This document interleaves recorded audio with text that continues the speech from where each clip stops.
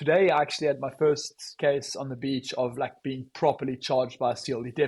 I want to say 99% chance this animal had rabies. He was just biting other seals walking past him, smaller seals. So I tried to sort of beat him off them with my net.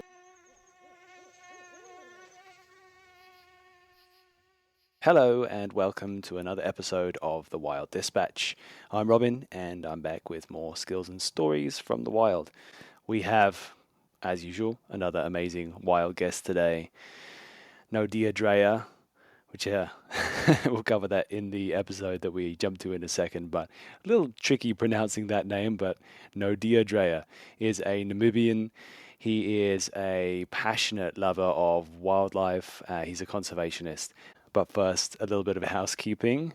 If you are new to the podcast, and I see there are many newcomers, welcome. I hope you enjoy your stay here. If you could do the things that people who are new to podcasts do, if you are enjoying it, then give us a follow.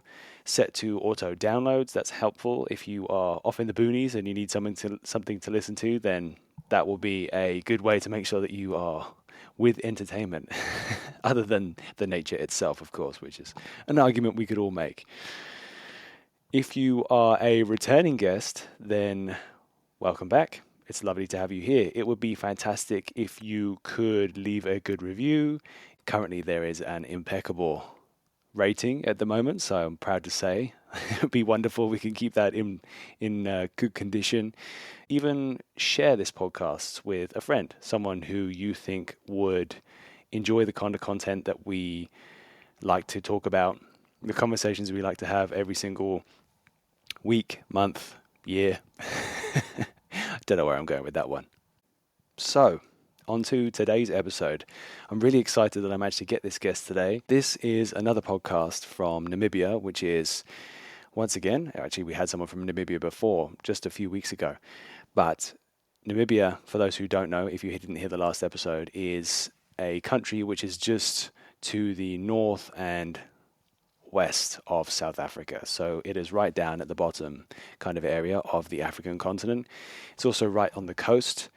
Although a very deserty and dry environment, there is the ocean there. So it's a very tough place to live, not just for humans, but also for some of the animals there as well. So that's actually what Naude became famous for through his social videos. Him and a team of people actually run around in a very high octane chase, jumping on seals and temporarily cutting them free from the many fishing lines, pieces of plastic, all kinds of different things that they can get themselves trapped in, which ultimately prevents them from feeding, but also then gets infected and result in many, many deaths.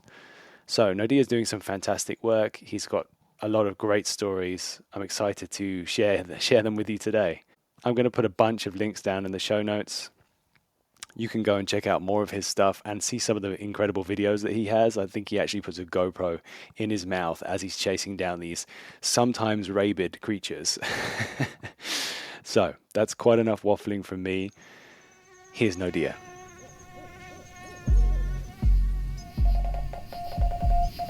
Welcome to the Wild Dispatch.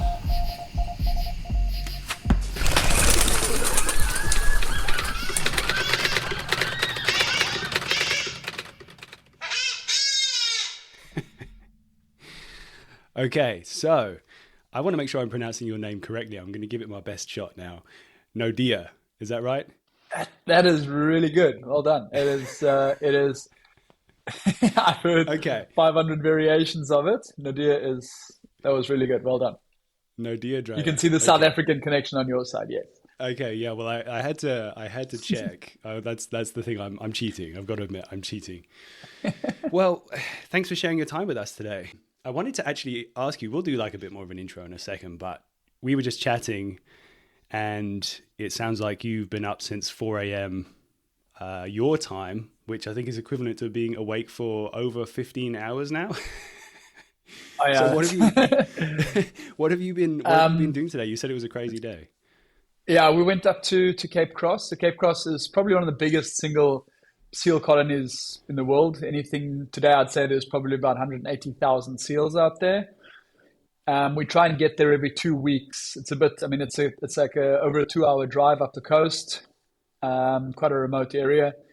And we try to get rescue day in there every 2 weeks. And today we got there, it was ice cold. The roads were wet on the way in. We got there before the sun was out. And it was a nuts day. So up until quite recently, the best rescue day we've ever had out was 34 rescues in one day. Okay. Then about three weeks ago, we had a crazy day at Pelican Point, our local spot, with 43 rescues in one day.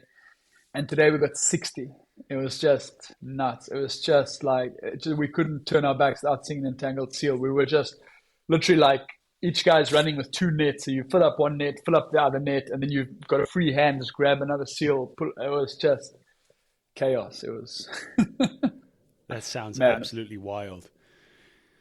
But also, it's like good to be having success and be getting more efficient and everything. But also, I guess in a way, there's the sign that there are more animals that you're finding. Yeah, we always say it's a double-edged sword. It's this victory, but at the same time, the need for it shouldn't be there in the first place. But it's a victory in what we accomplished today. But the fact that we have to do this and that it's not getting any better is the down to the up. So, 60 seals. So we should do a bit of an intro, I guess.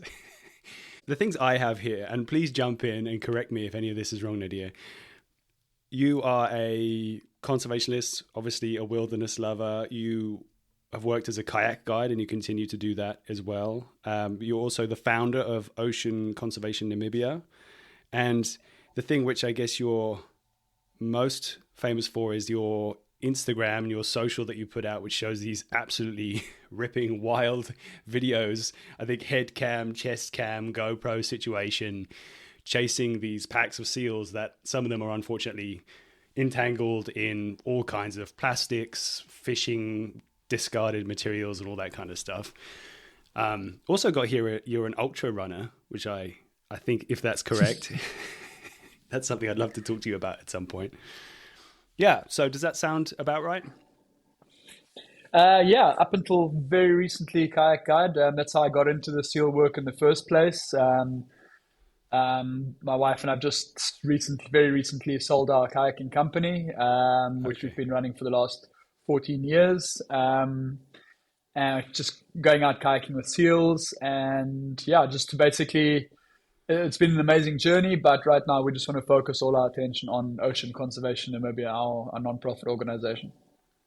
I want to go a lot into Ocean Conservation Namibia and what you guys do, what you've done, what you aim to do in the future as well. But I also love to hear the sequence of events that made the people I talk to into the humans that they are today and the amazing things that they do. So I'd love to go way back to the beginning. I did a little bit of listening to podcasts, a little bit of snooping around, a bit of research on you. And if I'm correct in understanding, you actually grew up on either a nature reserve or was it a national park in Namibia? Is that correct? Yeah, so my parents worked in conservation. I was born in Etosha, the biggest park in Namibia. And spent my first few years in the bush. When I was about 7, we moved to the coast. My parents didn't want to send me to boarding school, so we moved to the coast.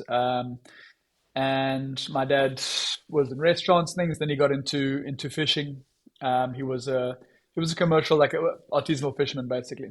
So I spent all my time in the sea. If I wasn't fishing, I was diving, surfing, kayaking, snorkeling, whatever I could do in the ocean.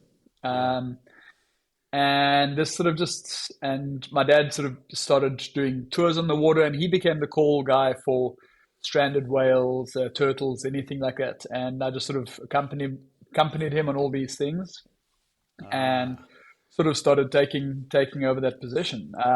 When I decided to get into the kayaking myself, it just we were out. I was kayaking in the early days, and this entangled seal swam past. He was dragging a big piece of trawler net, grabbed him, pulled him to the beach, and cut him free. And after that, just became a lot more alert to this. Really, I had no idea this was a thing.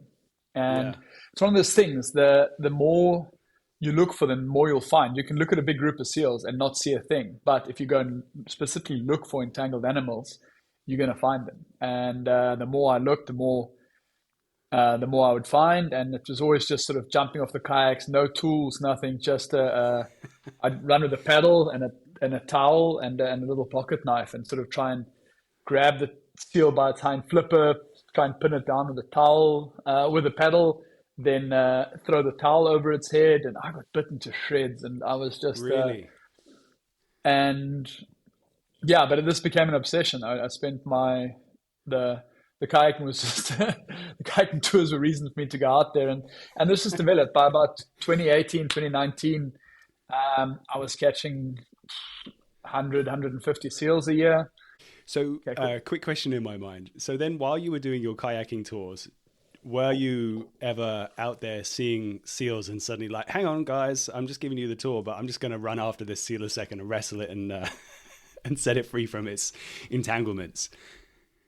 Oh, that's exactly what I was doing. I was covering more ground, moving around, and the people loved it. It was an awesome add-on. I mean, everyone loves to see the tour guide jumping out, saving an animal. And yeah, exactly. Sometimes I'd come home with a hand in a bandage, but it never compromised the tour in any way. And then I think, yeah, after a few years, I'd actually start going out there without actually being on tour, just drive out for the day and start to look around. If we can jump back a second, I'm still really curious about that time in Etosha. Were you doing any kind of rehabilitation or rescuing of animals while you were there? Or I'd love to hear if there's a story or something that is like your first kind of wow interaction with animals over there, because I'm sure you must have been exposed to them if you're living in such a wild place. So I was quite young when we left Etosha, but we moved to another do you have memories park in land.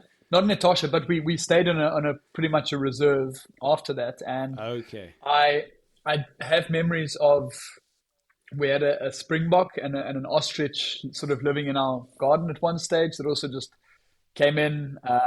I'd spend all my time out. We had a riverbed running in front, and it was always well, for me, it was completely natural. I remember I think for my 4th or 5th birthday, I got given a small axe, and I would be allowed to head up into the river for the day with my dog, basically, at the Staffy, and we just sort of go and mission out up the riverbed and up the mountains, and as long as I was home by dark. So no, it was a wild. I've got a few memory. I mean, I was 6 or 7 when we left there, so I'm not a huge recollection of that. But it was a wild. I was growing up around wild animals all the time, very comfortable with animals, and just learning to that appreciation for nature, I guess. Yeah, absolutely. I can imagine. Ostriches are kind of funny creatures. I've interacted with a fair, not nearly as many as you, I'm sure, but being over there, they're kind of. I mean, they're obviously huge, and I'm imagining if you're 6 or 7 years old, that thing would tower over you. Like, I can imagine having a bit of being a little intimidated. No, I'm definitely. I can't remember. I just know he was. I don't know if it was an injured one or like a one that was just found, but they do habituate quite well as well. So it's not that they have to. You don't have this fear of turning your back and having this thing split you down with its yes. claw. Yeah. I mean, I remember being surprised before being out in the boonies and 2 females coming up to me, just coming right up to me and having no qualms about being right next to me and kind of wanting to see what's going on. So definitely, yeah, that's true for sure. Okay, so what actually were your parents doing then at Etosha and then at this other place? Do you know? At that stage, sort of everyone worked for parks. My mom had just moved up from South Africa. She'd done this world tour, or she was starting this world tour. She just finished studying, and the first stop was Namibia, and she met my dad, and my dad was working for the park, so they get shifted around from park to park, and they were in the Namatone camp. There's 3 main camps, and they were sort of they were in the camp management, but everyone was involved with everything there at that stage. They would, my dad would go out on patrols with the guys. They would do sort of game control. They'd be involved in the culling stuff as well, and translocations of animals and things. Everyone was and the park would be shut down for tourists over the summer months. So then they were mending fences and just doing general assisting the researchers with sampling and things. And then there was some shuffling there, and then they moved sort of into the private sector. Then it was a bit more of a lodge reserve that they moved to after that, where I'd sort of spent my early youth, and then when we moved to the coast when I was about 6 or 7. Yeah. Okay. Yeah, great. So where to go next? So then you say you ripped through that stuff before, obviously by the ocean, spending a lot of time in the ocean, and then inevitably coming across these seals. Can you remember the first or one of the first that you saw, like what it was? The one I vividly remember that very first one. That was on the kayak tour, and yes. this one of the trawler net that we sort of latched on and just grabbed him, and then sort of one-handedly paddled to the beach, pulled him out, and always got a knife on me, so cut him and cut him free. And since that day, it was just this sort of like realization. Okay, firstly we'd saved this animal's life, and then how much more are there more of these? This can't be an isolated incident. Yeah, I can imagine. It's definitely like you said, as with a lot of things in nature, and I guess in life, your eye can get really trained to nuances, can't it? So first of all, you just see a huge pile of seals and not much pops out. But I'm sure now when you look at it, you kind of have a Matrix style thing where you can read body language, maybe if one's not walking quite exactly right, or they're giving away a lot more. Absolutely. You're looking at body language. You're looking at seals that are looking uncomfortable. If they're all lying down and one is sort of rolling around, agitated. You're looking for, if they're all lying, seals have sort of curved lines. You're looking for a straight line in an area where everything is curved. So it's always normally a diagonal straight cut across the chest. You're looking for that. You're looking for bundles. If you're looking with if the sun is coming from the right direction, you're looking for the flare of fishing lines. A thick monofilament fishing line really lights up in sunlight if you see it from the right direction. So you're first scanning above the seals to see if there's a bundle of this line flaring out. You're looking at body language, if the seal is struggling to walking a bit funny or just severely agitated. And I mean, everyone sees the videos of us running and chasing seals, but nobody sees us spending 4 or 5 hours a day behind binoculars and spotting scopes, just really, really just slow scanning every single group. I was just about to ask that exact question. I can imagine glass would be your friend in that situation. Yeah. That's curious. So that's a whole technique in itself, right? Like good glassing technique and understanding how to scan properly and rescanning and that. Absolutely. And then again, working as a team, just sort of going in and sort of half the team will scan left to right, the other group will scan right to left, and just sort of knowing, and then trying to describe, okay, we find an entangled animal, but there's a group of 15,000 seals lying in front of us. How do you describe to the rest of the team as quick as possible? Because if the seal's on the move, we all need to know where the target is to go in there. So it's like, okay, you see that big bull that's yawning there. He's got a flipper in the air, and look next in front of him. So like the young male is doing like a yoga pose. Or okay, there's a carcass of the seal lying there. Just line up with that diagonally across to the bird. You need to try and figure out these ways to locate the seal first. Yeah, exactly. I can only imagine.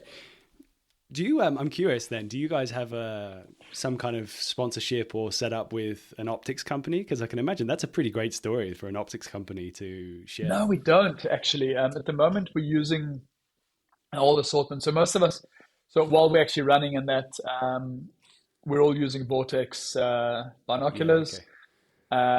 I've got a Swarovski spotting scope that I use. Everyone's got their sort of preference. We've never really approached an optics company. It's actually something I really need to do. I need to see if anyone would be interested, because they're essential to us, and we'd also be good field testers. I mean, our stuff is working really, really hard. If somebody, it's in salty sea, sandy conditions all the time. If we're running in Cape Cross, it's a very rocky area. Sometimes you just sort of drop your binos on the way while you're going in, and you can go find them again. And we've had 50 seals run over them. So if somebody wants to really field test their stuff, by all means, give us a shot. I can imagine maybe that's why Vortex would be a good choice anyway. I should caveat, I am not sponsored by Vortex in any way.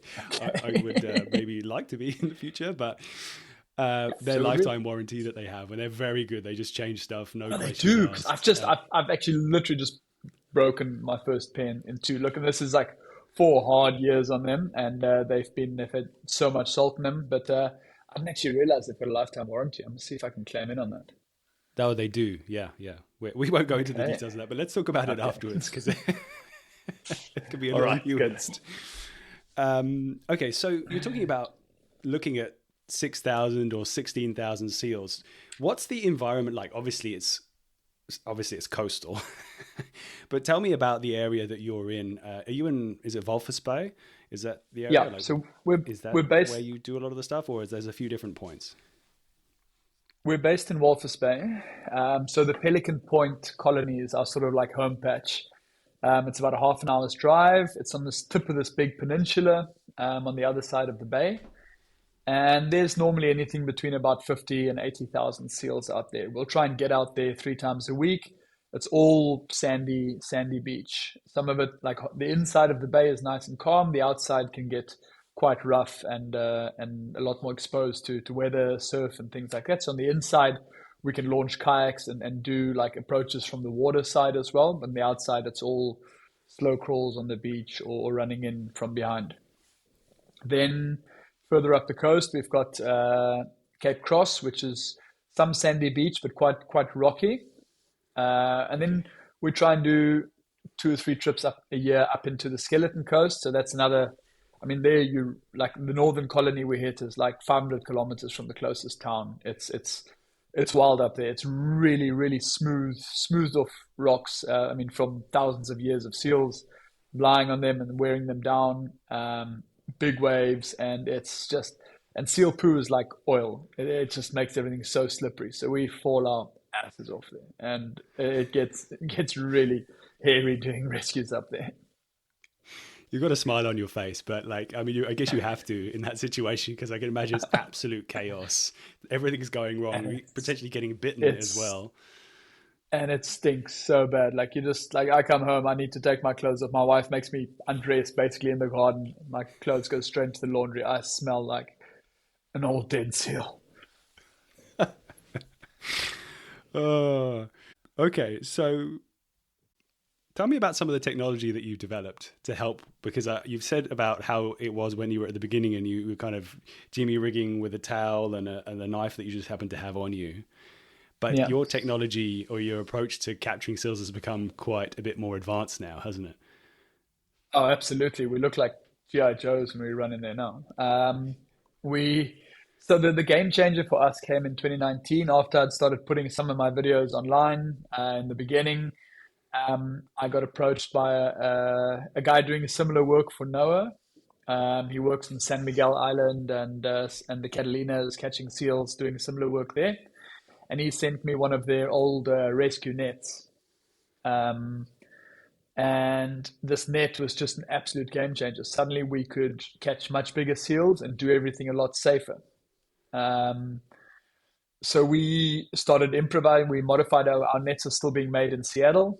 So we've modified the designs quite a bit. We've put on 2 zippers, 2 bidirectional zippers. So once the seal is in the net, we can then sort of have multiple options of accessing the entanglement, cutting it free. There's a cinch strap on there to sort of, if you need to get him in the net, to prevent him from backing out. Because if you often will get one, stick in the net and keep running and try and catch another one, you don't want him backing out of the net. So those nets have been, I mean, we're catching seals now over 220 kilograms. I think that's close to 500 pounds in these nets. I mean, that's huge. That's then you're looking at like 3-4 guys to bring the seal down to the ground to get him cut free. Those things are so strong. And then we would. Sorry. Yeah, I was going to say, I bet you've got some stories about moments with those bigger seals where things go a bit haywire. Has there any been? I mean, there must have been injuries, obviously bites, but when you've got that much weight and that much power. Yeah. Going on, and it's like suddenly a head-to-head. that can be tricky, I bet. Luckily, no direct bites from those big guys. Like, we're always very wary. Unless he's securely in the net, we don't go near that. We don't.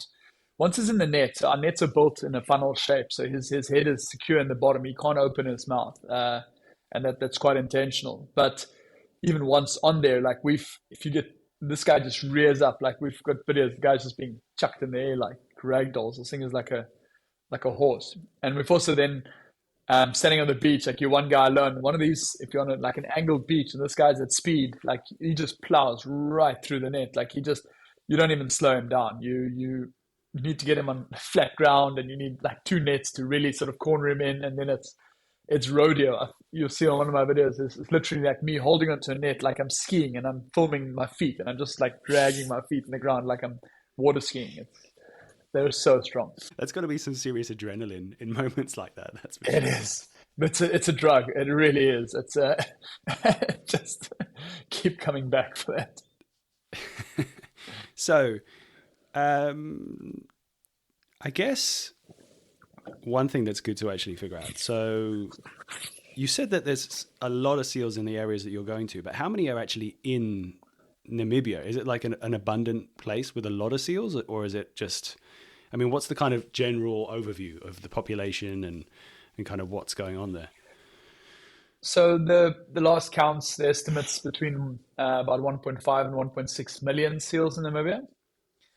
And I would say, so yeah, it is a very big population of seals, but seals living in the ocean they're not being fed, they're not domesticated animals. I feel that their numbers would always balance themselves out to where they need to be. There's a lot of seals, but it's also a good indication of a good, rich marine ecosystem at the moment.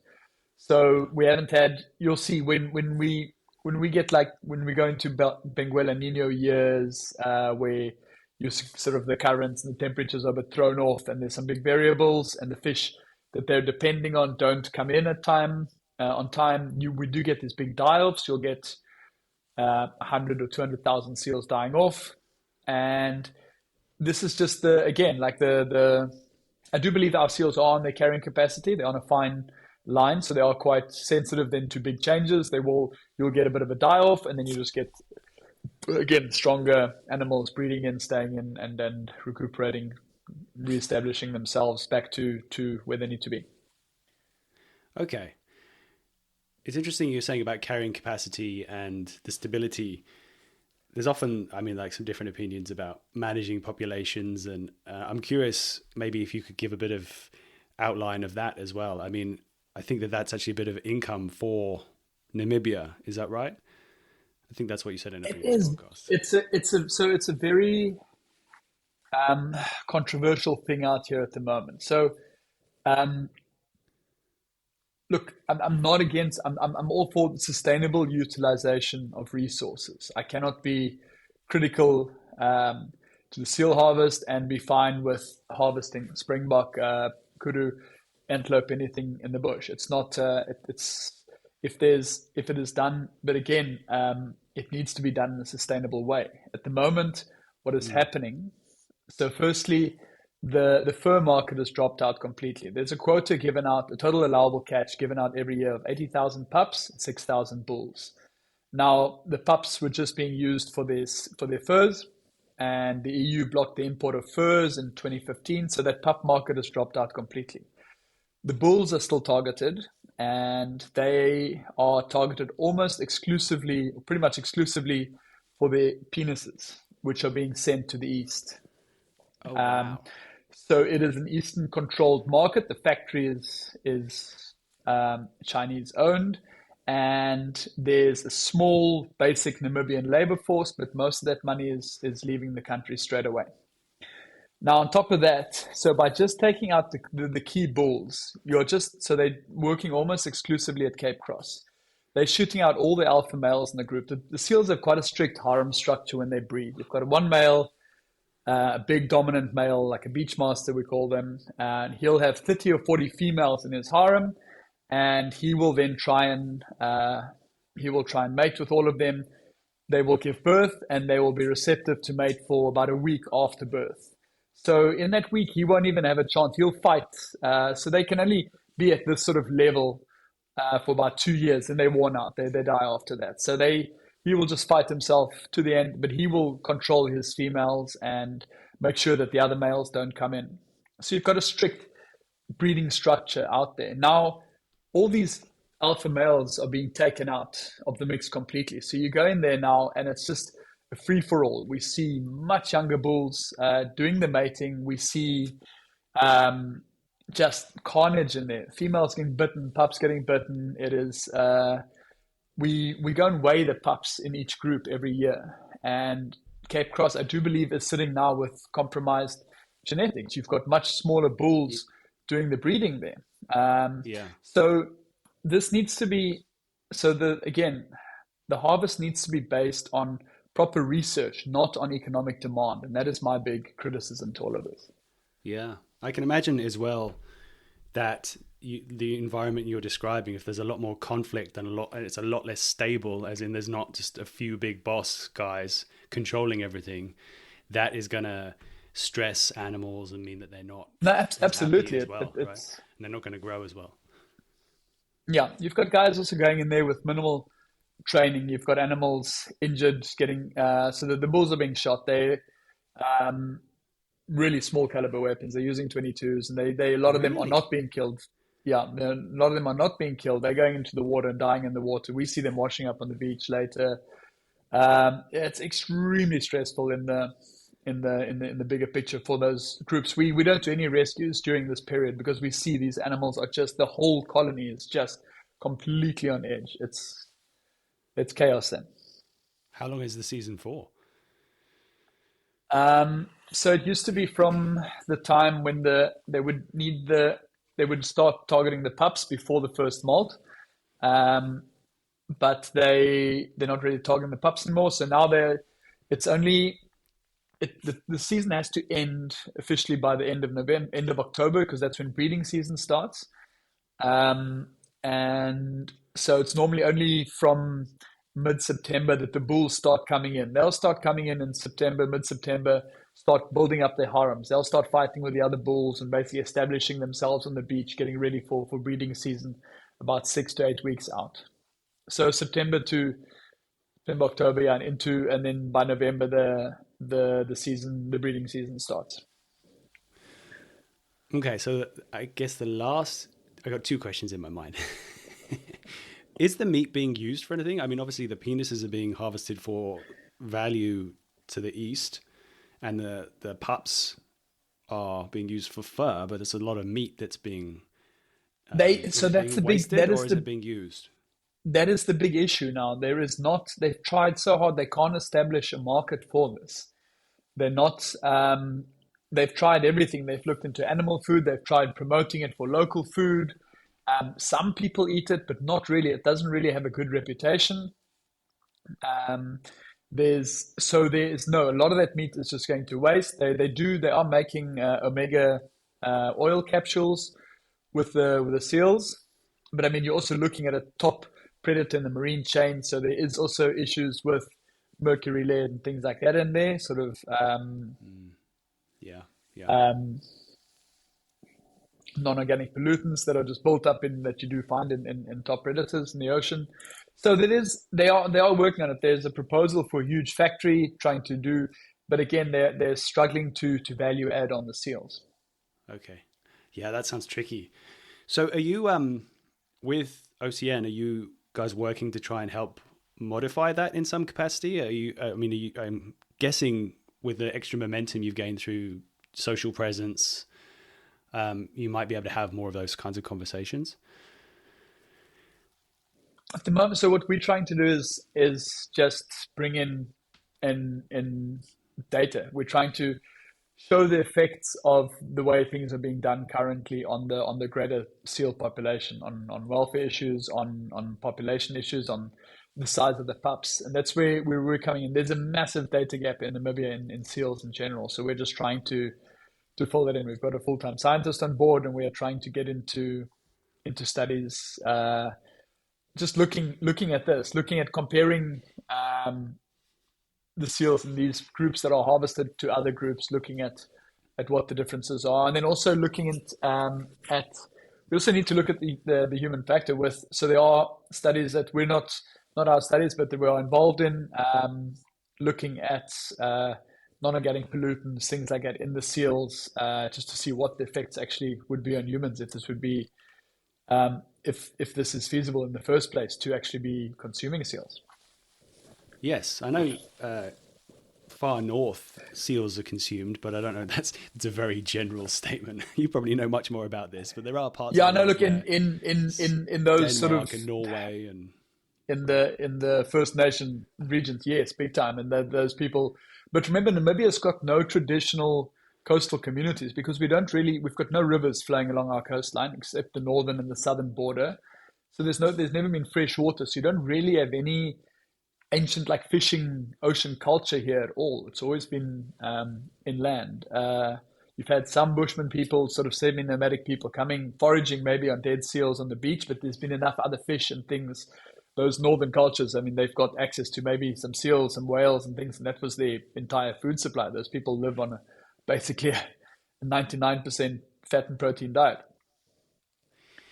Yes, that's something I've never thought about. I mean, I guess it's called the skeleton coast for a reason. If there's literally nothing, there's no water, then how is anyone? No, it's desolate. That's why you've got such a big coastline. You've got 3 little towns on the coast here, and because there's never been real access to fresh water, so it's desert. You've got literally some of the biggest dunes in the world running right into the ocean for a long stretch of it. Otherwise, just these barren gravel plains.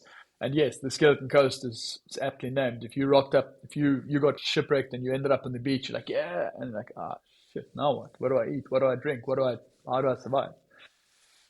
I'm sure many, many people perished on that coast. There's yeah, that's wild. So tell me about ocean conservation in Namibia and when that began. What was that something you had in your head for a long time before it started, or was it is it like a product of having a bit more time through when COVID happened and tourism was kind of obviously not possible?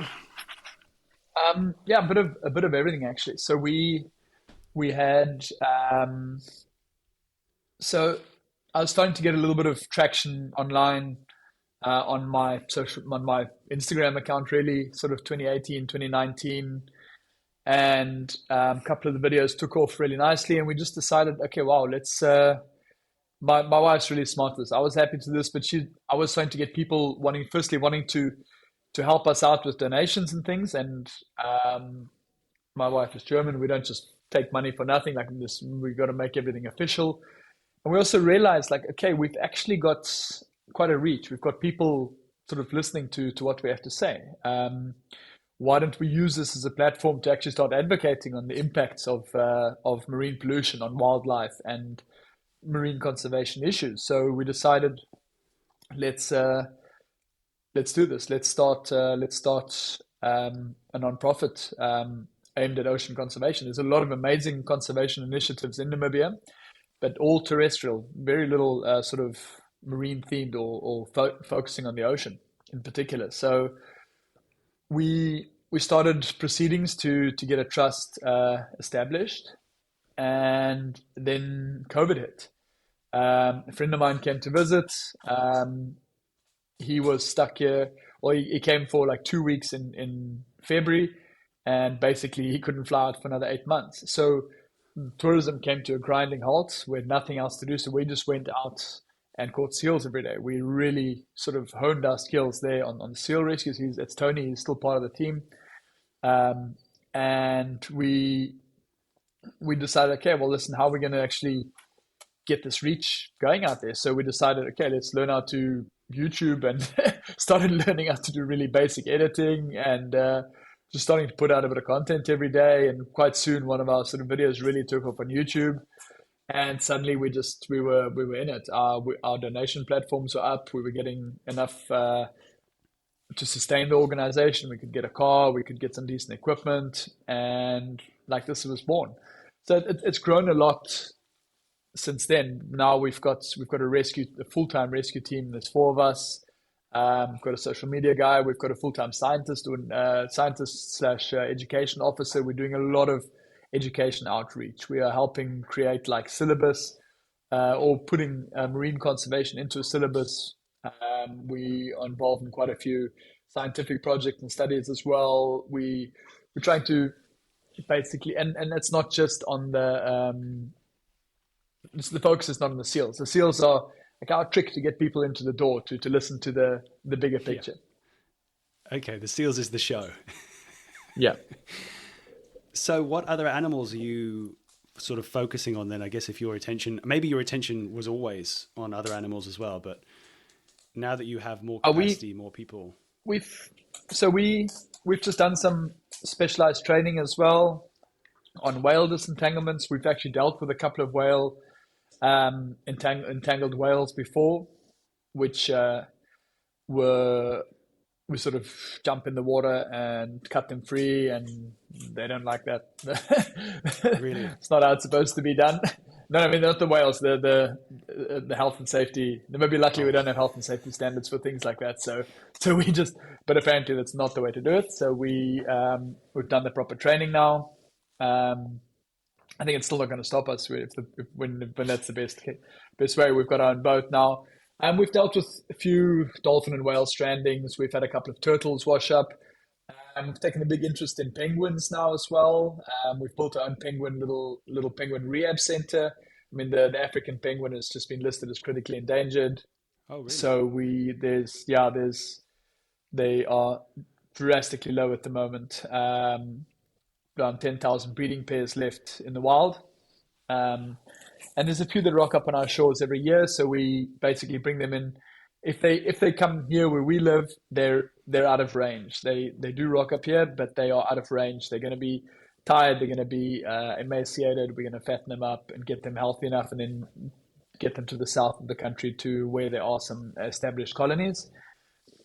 And yeah, just generally any animals, the sea, not even always marine animals. We've become the call people for any animals around. We've been, my son and I have sort of gotten really into snakes quite recently, or for the last year or so. Any snakes in town, we get called in for that. We just caught a huge. Tell me about that then. Cape Cobra the other day. Oh, okay, a huge Cape Cobra. Yeah, neither of us have barely ever seen a Cape Cobra before, and it's normally puff adders, sand snakes, and things. There's not a lot of snakes in our area, but a car must have come in from another region. Someone said there was a snake poking its head out under the car and went back in. So after moving some panels, I was under the car and sort of this bright yellow. I was like, shit, this is a Cape Cobra. And Dylan, my son, is really into it. So like we've got all the tools and things, and we did get another friend who's actually dealt with Cape Cobras before to come and help us and guide us. Know your limits with especially with something like a Cape Cobra. Yeah. But yeah, it was quite a wild experience. How big was it? He was nearly 2 meters. He was huge. He was like thick. He was fat around. I'd say, yeah, near my wrist. He was he was solid. And we just keep it. Being sort of on call for all these animals keeps things spicy, I want to say. Keeps things adventurous. Yeah, that's for sure. I mean, it must be amazing being so close to all these animals anyway, but whales and dolphins. I was lucky enough I was actually down in South Africa and was lucky enough to swim out to some dolphins just for fun. I saw them off behind the wave break. I was like, I just want to go say hi. And it was incredible, yeah, like having them swim around you, being so close to these super intelligent animals. It is. They are amazing. I love all the marine mammals, and the dolphins, whales. We don't get to. It's probably a really good thing they're not in trouble as often because there are a lot less of them around than the seals. But we do appreciate any encounters. We do try extra hard when there's stranded dolphins or entangled whales or something like that. Do you ever get any interesting behavior where you rescue? I'm like, this is fairy tale in my mind. It probably doesn't even exist. I'm sure they just like fuck off. So do they ever stick around or like have like kind of a moment where they understand, or are they just like, this was a predatory environment and I just got out of it and I'm really lucky? Do you know what I mean? You mean with the seals or the the I dolphins and mean, whales. yeah, I actually meant with the dolphins and whales, but could be with the seals as well. I imagine most of the footage I see of the seals is they just get out of there as quick as possible. But I'm wondering with those more intelligent animals. They no, we've had some dolphins definitely stick around, and I think it's often more a matter of making sure that all their buddies are okay as well, because it's very seldom you'll find a single dolphin stranded. They're normally in small groups or even bigger groups, so they want to make sure that all their friends are okay too. Um, the whales, if they've been on the beach, if they forget them back in again, they just right off. They really just as soon as they feel they don't have sand in them anymore, they just go. There's no thank you. There's just you got to jump for your life, not get hit by a tail or a fluke. So tell me about sharks. I mean, I'm guessing there are many sharks there as well, or am I misunderstanding? Surprisingly, not big sharks, or not that we're aware of. You'd think with all the seals around, and Yeah. that is the big issue. There's not enough natural predation on seals in Namibia. We get orcas, transient orcas passing by maybe once or twice a year, and they're not interested in eating the seals. And there's been some like hearsay stories about great white sightings in Namibia, but nothing really confirmed. Nothing they're not blatantly here. Okay. They're not caught inshore. They're not seen. So you got smaller sharks, bronze whalers and things, but not really these sharks aren't really targeting seals. So Yeah. we get smaller. We've had we get these algae bloom, sort of toxic algae blooms, sulfur eruption events in our lagoon system here. So every year in summer, water gets really warm, and then we get these algae blooms. It sort of develops into a bit of a sulfur eruption, a deoxygenation event in the water, and you get all these sharks swimming out. So we always get called out for these as well. There's some videos of us running. So it's much smaller sharks, maybe up to about 30 or 40 pounds, but then just sort of 20, 30, 40 sharks at a time. They'll get stuck in a small little pond.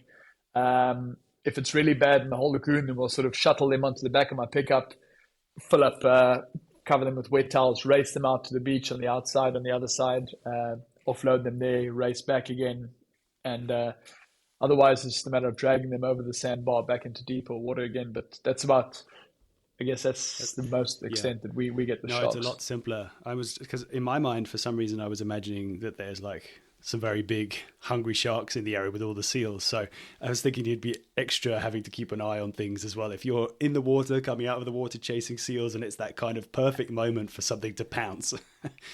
You'd really think so, but it's not. It's so one thing that is pretty cool is we just came back from the Skeleton Coast, and we were basically, I've got these photos of my hand next to the lion tracks on the beach. Wow. There's you got the famous desert lions, Dr. Flip's Thunder, sort of following them, tracking them. And there's about 7 lions that have now basically reestablished themselves on the coast, catching seals. Really? So we were actually, we were on one of these groups so they were targeting one of the groups that we wanted to go and hit that morning. And we were in contact with the lion guy, and because he's tracking them all the time. He's basically, when they're up, he's up watching them. So we had to sort of make sure that they weren't in the same area. They left about an hour and a half before we got there. We could see the remains of the seals that they'd caught on the beach when we were working through the area. And I mean, this is really cool. This is absolutely natural predation as it should be. This is it's really so the seal numbers are a big reason why they're so high in Namibia is because before man came about, there was a lot more predation generally or predators on the beach. You had more lions, leopards, hyenas, things like that, able to catch seals on the beaches. So the seals were quite confined to the islands, and there's very limited island space in Namibia. But as with the lack of predation on the beaches, the seals could breed on land without really having any issues. So it's nice to see proper predation on seals. I mean, one of these females went out and she killed 150 seals in 2 nights. I don't know if it was just like a bit of a feeding frenzy or just go like basically losing her shit and just going nuts go in these crazy. seals. Yeah, but sometimes they are looking for young seals, basically also trying to find seals that have recently drank to get the milk. But again, this is a natural. If this could be the way, it'd be a much more, I don't know, in my mind, a much more natural, beautiful way of population control than having to resort to something like the harvest. It sounds like absolute savagery, though. Like a felines in like huge size. It's interesting. Yeah, it's such an interesting behavior. They just kind of get into the swing of things and just start killing left, right, and center. Yeah. But it's funny over here, just we have mountain lions all around here, which are, I guess they are kind of like massive leopards with no spots. I'm sure, I don't know if you're familiar with them, but they come through our garden sometimes, not during the day, but we catch them on our own trail cams. And yeah, so we've had, I think there's a farm just maybe a kilometer away it used to be a llama farm. I think there were like 16 llamas or something on there. And one night, a mountain lion got in there and just didn't take what it needed. It killed all of them in one giant go. So it seems like a behavior of cats. When the going's good, they'll do it. They'll get into a kraal of goats or something and also just flatten 50 or 60 of them and eat two. And then the hyenas, the brown hyenas we get on our coast here, they do the same thing. They will just go through and basically just fight one pup dead after the next until they find one that is just drunk and go through 40 or 50 pups in the evening, trying to find the one special flavor they like. Nature is absolutely savage, isn't it? There's no. It can be so brutal. We don't know, but like there isn't that much compassion. No, seems to be something that we have, but different from a lot of other animals. So this was something we talked about a little bit briefly when we were chatting before this. But you mentioned that you're involved in some research for rabies, and that's something that's kind of always been a question in my mind when I see this footage, and it's not completely uneventful or uncommon to get bitten by these seals, which I immediately thought like, oh, what is the consequences of that? So maybe we could set that up a little bit, if you don't mind, and then talk about some of the rabies research that's going on. So, yeah, we've been bitten by seals for years. It's just the risk we're willing to take to get the job done. It happens, and it's just. But then in April last year, the news came up about a positive rabies case in South Africa. Actually, somebody's dog died of rabies. Now, this is a fancy, like, urban city dog that goes, and they couldn't figure this out. And the woman said, but the dog was bitten on the beach a couple of months beforehand by a seal.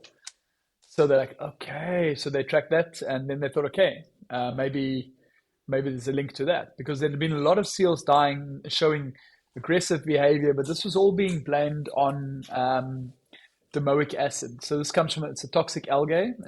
You've got these big domoic acid events in California as well every year. The seals show these proper like neurological behavior, often unusual displays of aggression and seizures, lethargy, things like that. So basically, they'd been studying this for a couple of years and they had a lot of samples still on stock. So they started back testing some of these samples for rabies, and suddenly, boom, they sat with a couple of positive rabies cases. So it was established, okay, there was definitely domoic acid as well. It displays quite similarly, but some of these cases were rabies without them even knowing this. So immediately, our whole team got shots for rabies, because we're on the front line, obviously.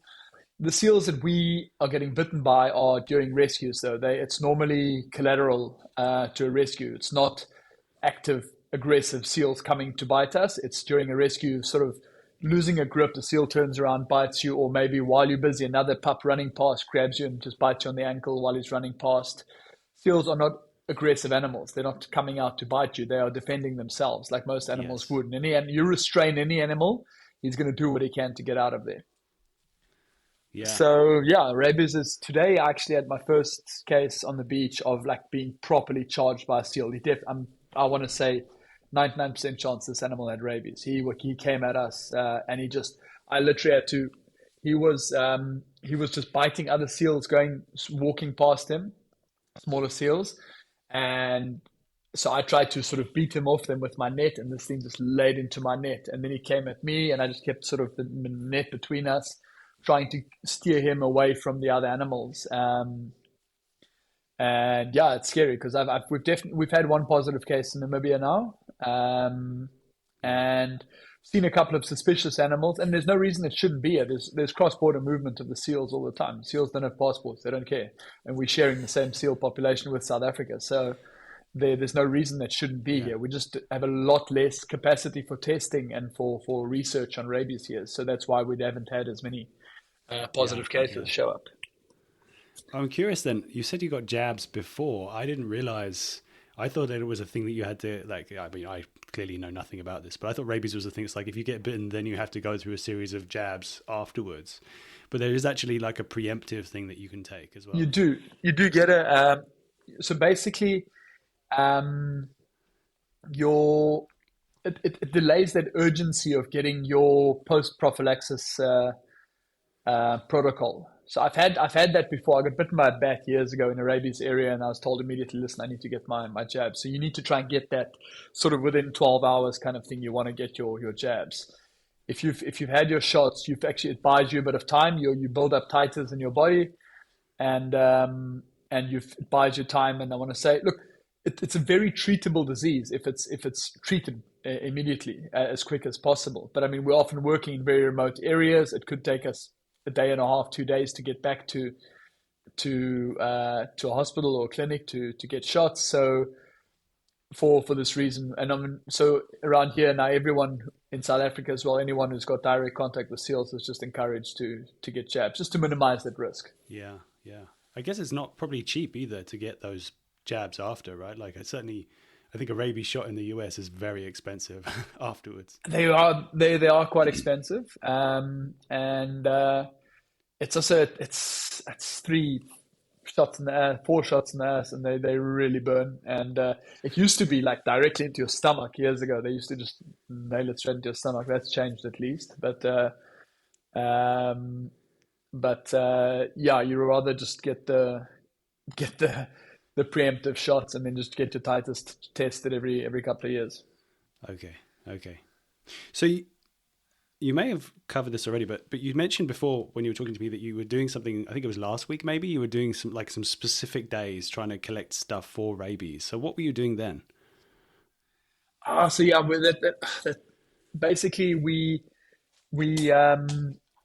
involved with the local university, the Department of Veterinary Services in the country, the state vet, basically doing sampling of seals to look at different things. So we just basically it's a major study on seal mortality factors. So what is killing seals? Testing for this domoic acid, testing for heavy metals, testing for inorganic pollutants, looking for rabies potentially, just looking at, there's been so few studies done on seals, and they're such a key animal in our ecosystem here. So there's just a big, like I said earlier, there's a big void in information regarding seals. So we're just trying to get some research under the belt, basically. Okay, yeah. So it's kind of a multifaceted thing that's going to help you in the future justify certain choices if you try and make them with OCN, I'm guessing. Yeah. Okay, so let's talk about pollutants then. You were saying about the testing for pollutants. I guess like the thing that made me think of, maybe this isn't what you were imagining, but plastics, like the reality of plastics. I mean, it's something that everybody's aware of now. I think it's a big hot topic. Maybe not everyone's aware of it, but I guess people should be. How long have you been doing this for, and have you seen a distinct change in the amount of junk that's out there, plastic junk, or is it actually discarded by the public, or is it fishing stuff, or I guess that was a complex question. A lot, I'd say probably 70% of what we are dealing with is fishing related. whether it be direct lines, nets, whether it be these packaging bans, which are normally coming from bait boxes or fish boxes. And then there's a lot of things that are coming from vessels that you can't, like today we had 2 paint tin rings. Now there's a lot of maintenance going on vessels.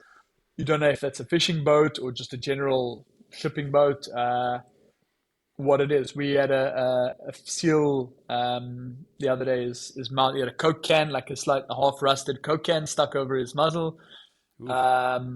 And this basically, the Coke can said, like those aeroplane Coke cans, like for use on cruise liners. So this come off for cruise liners. So there's basically anything that comes into the sea. So we are catching, I'm going to say, significantly more seals every year. It could be that we are just getting better at what we're doing. I mean, we're refining our techniques. We are getting better at spotting. We're spending more time out there. So it's not to say that there's an increase in the amount of plastic. I like to believe that what we're doing is working, but also we're getting rubbish. We're getting these Taiwanese fishing ropes or lines. It's a Taiwanese kind of rig, which shouldn't be used around here at all. It could be illegal fishing, but it could also be stuff that's drifting from the other side of the world. It's the ocean currents are bringing things, they're shifting things around all over the ocean. So it's difficult. A lot of the stuff we get is negatively buoyant. So it's stuff that sinks to the bottom. So if you get to a beach that's really dirty with plastic, you got to realize that usually about 80% of the plastic that enters the ocean is actually sinking to the bottom. It's not actually ending up on the beach. So it's just a small indicator of what's actually down there. The big Pacific garbage patch, again, is also just a small indicator of how bad it is underneath. So no, plastic is a big issue. We do get a lot of what we call domestic stuff as well, like literally single-use plastic shopping bags, wrappings from like 6-pack holders, shrink wrapping, things like that. And then again, the whole microplastic breakdown too. I mean, a friend of mine living in Alaska, she's doing studies on seals on St. Paul Island, which is out in the Aleutian chain. I mean, you can't get further away from like civilization. She's finding traces or she's finding microplastics in seal muscle fibers there. So it's everywhere. It is absolutely everywhere. Yeah, that's it. That is bonkers. Yeah, hopefully solutions or things will improve. I mean, the trouble is governments are very slow to adapt, change. So that's where hopefully we get to a point where we can start influencing policy. And this can only be backed up with science again. So we need to be writing papers on our findings and things. That's what we're starting to do now. But in the fishing industry, there are a couple of small changes which could bring about huge results. People are reluctant to listen and change their behavior until it affects their bottom line. Need to be much, much bigger penalties for dumping. It's illegal to dump anything in the ocean anyway, but any law is only as strict as its enforcement. So that for this reason, people still carry on because nothing's happening to them. But imagine we could bring in like an accountability system where we're getting all these commercial hand lines, it makes up a huge portion of our entanglements. So this boat goes out to sea, it gets audited. You've got 27 miles of line on board. When you come back in, they measure all your line again. For every foot or meter or whatever of line that's not there, there needs to be a massive penalty. Then that guy is going to be a lot less reluctant when there's a knot, because this stuff is so cheap. There's a knot in your line, cut it off, chuck it in the sea, carry on going. Now, that guy's going to hang on to this, or he's going to untangle his line and make sure that doesn't end up in the ocean, because it's going to cost him a hell of a lot of money if it does. So once it affects your bottom line, you might actually bring change. Not the way you want change to come, but if that's what it takes, then why not? Yeah, that's interesting. I wonder if there might be a way to it's like the stick and the carrot, right? We're just speculating now, but I wonder if there might be a way of like, there's actually some kind of, for good behavior, when there is evidence of things being kept and then disposed of in a responsible way, there are like some perks that other fishermen don't get for doing that. Absolutely, bring in a reward system. Absolutely, for every ton of line that you discard properly, to bring it to proper recycling centers and stuff, or set up proper recycling, because most of this fishing gear is actually really recyclable. Yes. It just takes a bit of effort and value add that. So it's more worthwhile to bring that stuff back, clean it up, and send it there than to just toss it overboard and not worry about it anymore. Yeah. I mean, there's always different approaches, aren't there? But yeah. hopefully one of them will help solve the problem. Can we talk about your training and ultra marathons and all that fun stuff? Is that all right? Yeah, absolutely. I love talking running. Okay, good. I mean, I run a bit, but not nearly as much as you, clearly. I did wonder at some point when I see you furiously sprinting across beaches at seals that are moving very quickly, you've got to be in pretty good shape to be doing that all day, especially if you started at 4 a.m. this morning. And now you have enough energy to be having this conversation with me now. So have you always been active and wanting to get out there and going on wild adventure runs and that kind of stuff? The running's only really come about in the last sort of 7 or 8 years ago. I've always been pretty active. I've always spent most of my time in the ocean, and grew up on skateboards and BMXs and all the usual things. But the running is, so with the SEAL work, we've just seen the need for fitness. So we've actually got at our HQ, our office, we've got like a home gym there as well. And everyone the whole team basically puts a lot of priority on fitness and training. We have to, if you catching 60 seals in one day, it's full effort, like for 5-6 hours straight. You need a certain amount of not just strength, but endurance, capabilities, everything too. So yeah. Just imagine you'd have to be pretty strong in your core. Like if you're doing a bunch of weird jumping, lunging, twisting, falling, all that kind of stuff, that's going to be hard on your body. If you don't have the muscle support or the infrastructure in your body, then I guess injuries could be quite common. You have to, yeah. So we do. So I've been doing CrossFit for many years. I was a CrossFit coach for a while too, and we've sort of got like a CrossFit style gym or little box in our backyard there. So everyone does sort of functional strength training, and then they'll do a bit of running. But I take the running to a bit of an obsessive level on top of that. So did you manage to get your running? Because you said your training is a window just before we chatted. Did you manage to get some training in before this talk then as well? Today? No. This morning was my run. I covered on these Cape Cross days, we cover about 7 kilometers. Okay. And most of that's running on the beach. So you're running on a cambered beach, soft sand, and we're carrying about 20 kilograms of gear on us. So that's like 45 pounds or something. Yeah. It gets quite testy, yeah. Okay, well, tell me about some of the bigger runs that you've done. Like you've done some events, right? Like I remember listening in another podcast, I listened to an interview. You did and it may have been a little while ago now, but didn't you do like a multi-day run across a desert? The Beyond the Ultimate. Yeah, that was the end of last year. I've actually signed up. I've just signed up for this year again because I feel I can do better. But that was 5 days, 250 kilometers through the desert. Self-supported, so you're basically carrying all your food, your sleeping gear, everything. All they give you is a tent to sleep in and water. So you're carrying everything for 5 days. The last stage is 90 kilometers, and we had up to 50 degrees out there. It was so brutal. I swore never again in my life, and I've signed up again. I don't know why. It's always like when you look back on things, the suffering is better when it's like a memory, right? No, I can do it better. No, I can do it better. Yeah. I could suffer harder. 50 degrees Celsius. What's that in Fahrenheit? That's ridiculous. I'm going to have to look it up. I think that's got to be at least 100. Like 130 or 125 or something. It was so brutally hot. It is just like it just sucks the life right out of you. It is.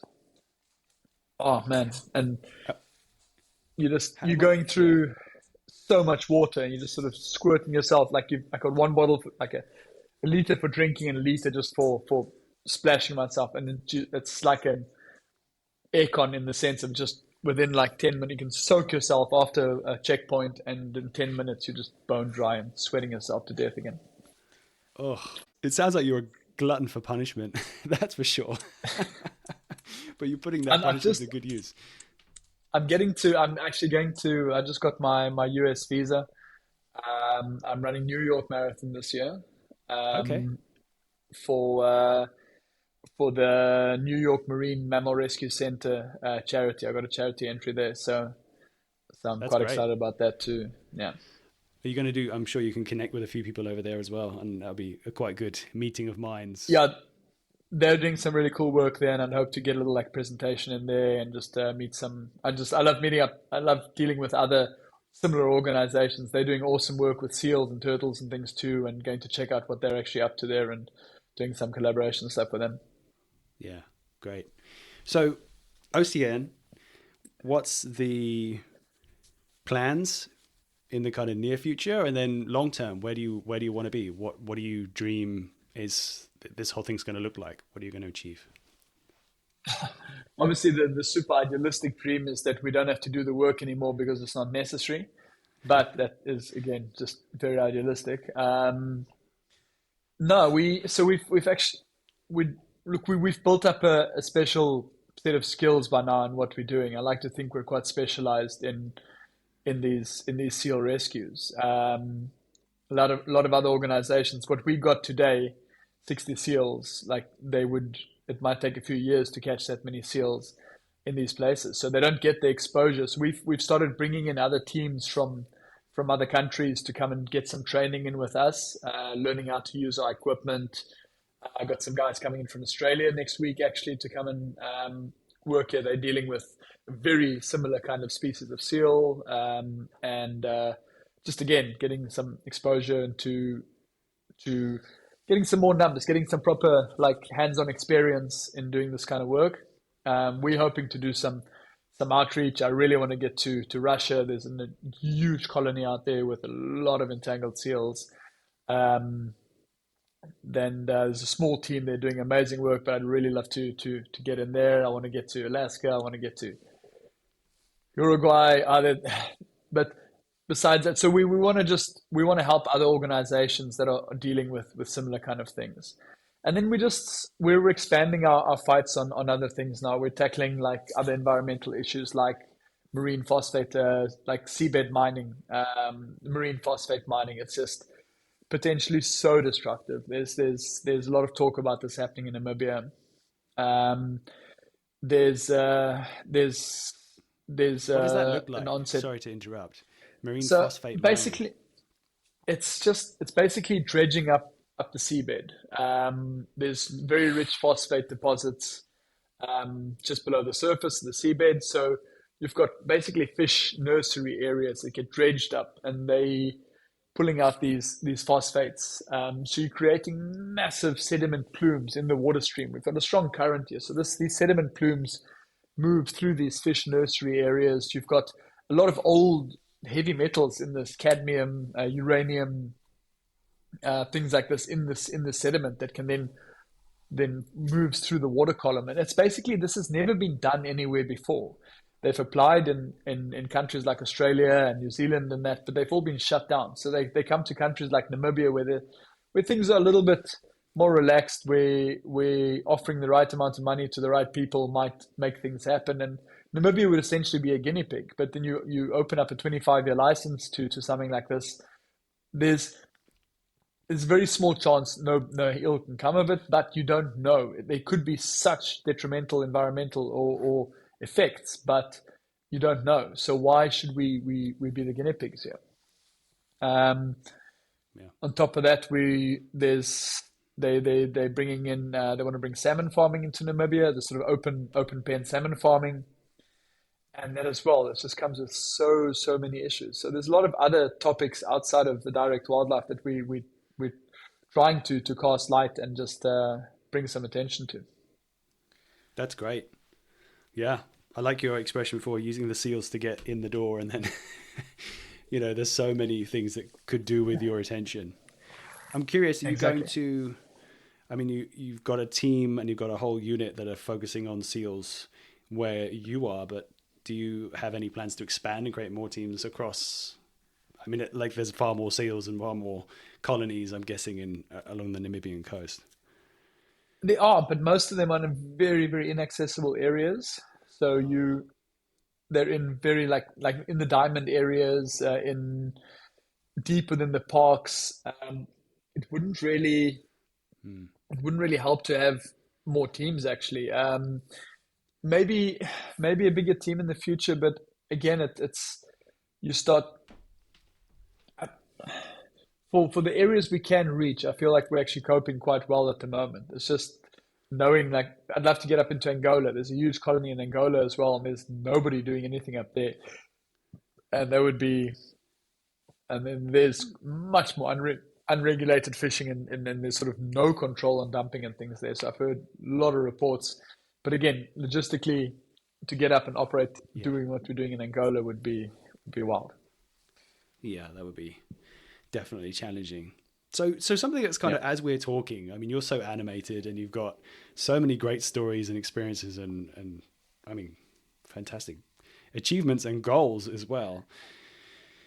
Surely, has anyone ever approached you to do like a TV show or a series about your adventures and what you're doing? Or, I mean, I think I saw that you released a documentary at some point called Cutting the Line, but I haven't had a chance to We see it yet. we have It, no, it's still the documentary did like a film festival circuit, did really well, but it is we were just the sort of it was through an organization called Plastic Oceans, and the documentary is there, but it sounds now that it's sort of being repurposed into like a series of episodes. The people don't really seem to have the attention span to sit down for a whole documentary, and it's okay. being I think re sort of cut into a series of like three or four parts. Um, and generally, like film crews and things, we these guys were great.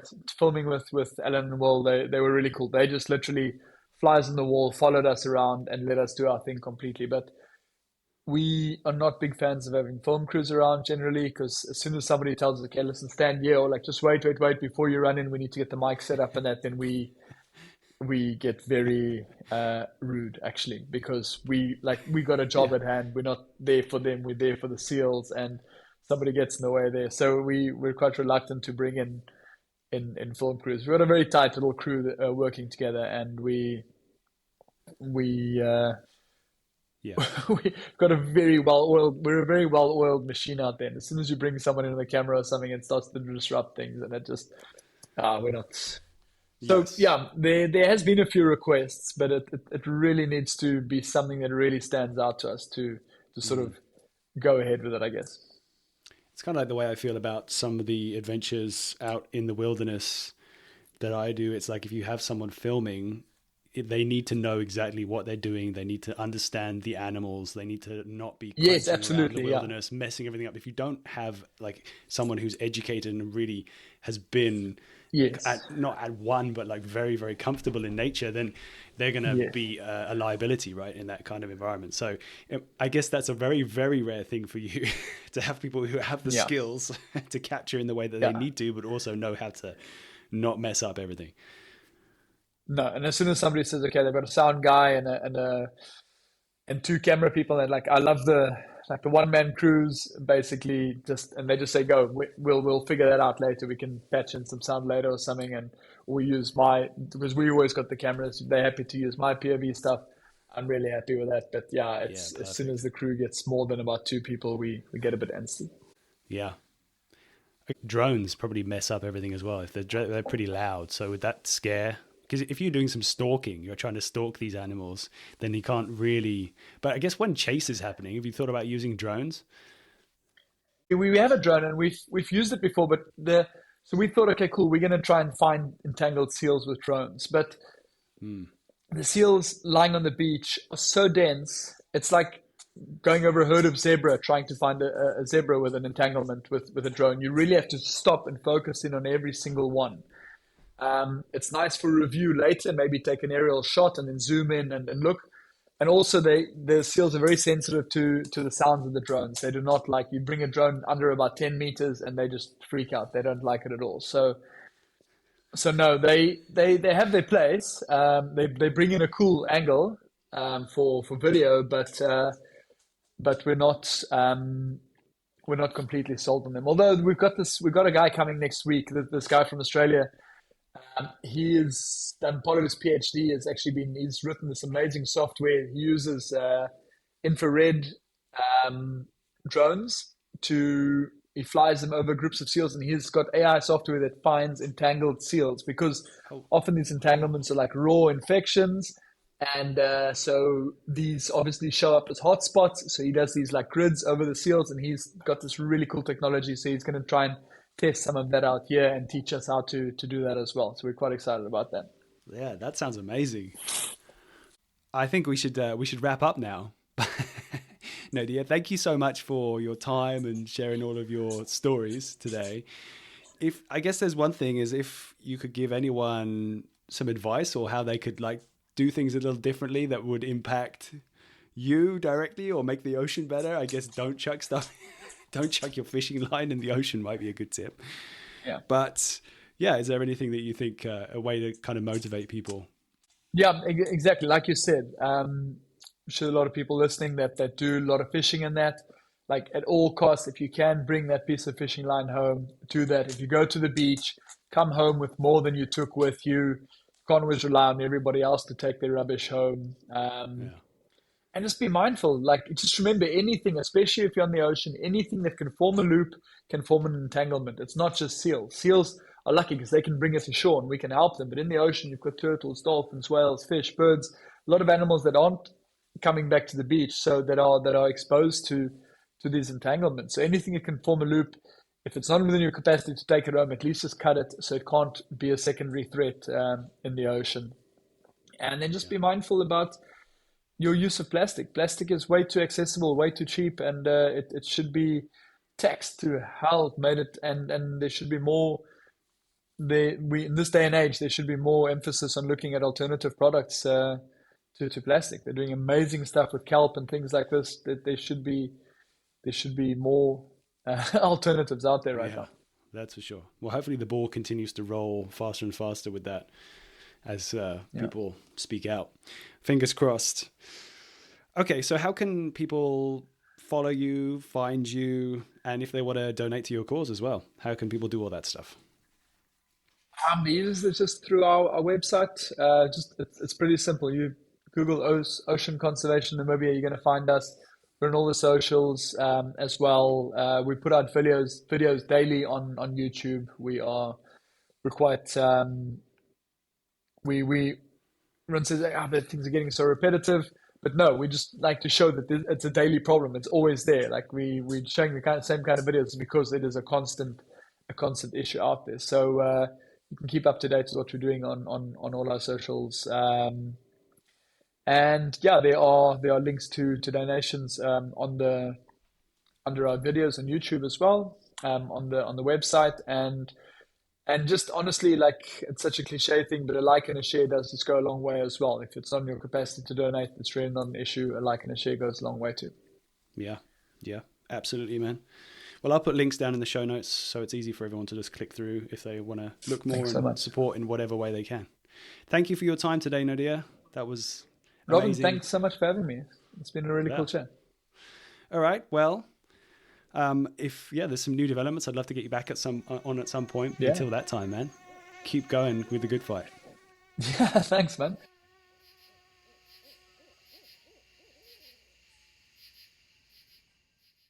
Right, that's another episode done and dusted. Once again, a huge thank you to Naude for sharing his time and his stories with us today. I really enjoyed hearing. It's a completely different world that I have not been aware of before. So, yeah, fantastic to open my horizons and hopefully yours too.